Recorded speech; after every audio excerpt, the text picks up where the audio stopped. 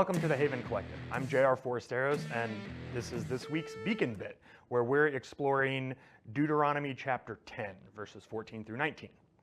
I want to begin with a question, which is, how do we know if we love God? Because after all, there are lots of people in the world who have very different philosophies on how to treat themselves, how to treat other people, what counts as good spirituality, who all claim to love God. And I think it's a fair question, like, how do we tell? Is there a tangible, sort of qualitative way that we can measure whether or not, or maybe even how much we love God? And you may be surprised to know that in the scriptures, there's a very clear answer to that. And believe it or not, it's about how we treat immigrants.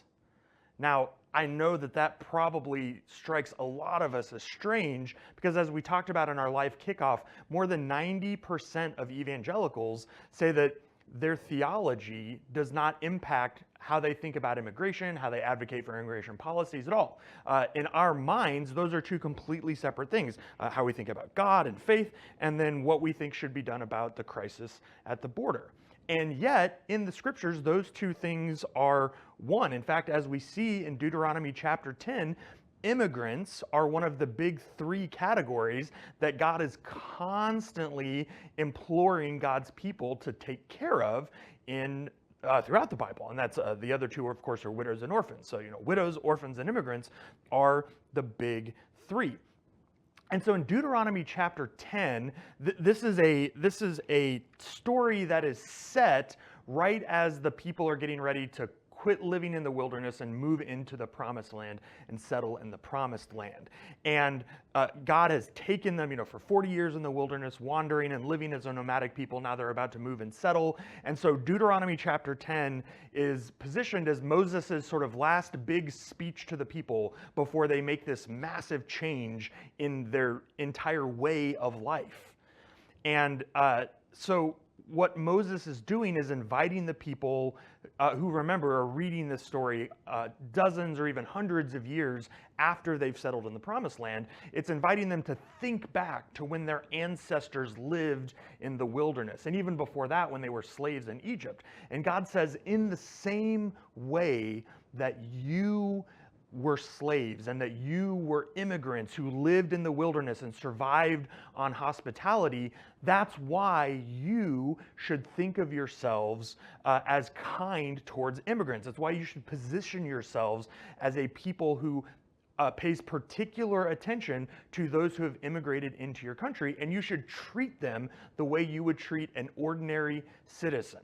Now, if that sounds kind of radical, well, it was back then too. People who lived in those days had the same kinds of fears and anxieties that we do. They lived in a world of limited goods, and they lived in a world where you couldn't necessarily trust people who came from a different culture, or who maybe spoke a different language, or worshiped different gods. And yet it's into this space that their God, the God of Israel, the God who liberated them from Egypt, who protected them through the wilderness, says, if you're going to be my people, then you absolutely must care for the immigrants. Now, why is that? Why is widows and orphans and immigrants the thing that characterizes a people of God as opposed to a people of any other nation?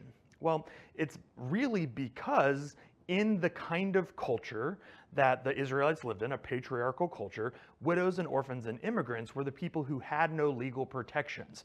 The system did not see them, and so they slipped through the cracks. And God said, I am the kind of God who cares about the people who slip through the cracks. There is no one who is beneath or below or beyond my reach or my attention or my love. And so if you're going to be one of my people, then you have to be just like me. And that means caring for the people that don't fit in the system. The same is true of immigrants today. And in fact, a big part of the problem at the border is that we have a number of people who aren't finding the right kinds of legal protections. The system doesn't seem to have a way to accommodate them. We're going to talk more about that as the series goes on. But for now, I think it's important for us to recognize that if we are to be first and foremost a people of God, and secondly, citizens of the countries that we live in, then that means that our position towards those who are immigrants, those who are strangers, those who are foreigners, should be to treat them as we would treat a fellow citizen, to care for them and to make sure that they're not slipping through the cracks and that they're not vulnerable. That's what God said clear back in Deuteronomy. That's what the New Testament says over and over and over again. It's the single clarion call that runs throughout the scriptures, is that we are the most like God when we care for those who are the most vulnerable. Now, as we are discussing this over the next month in our Beacon gatherings, I hope that you can let this be a foundation.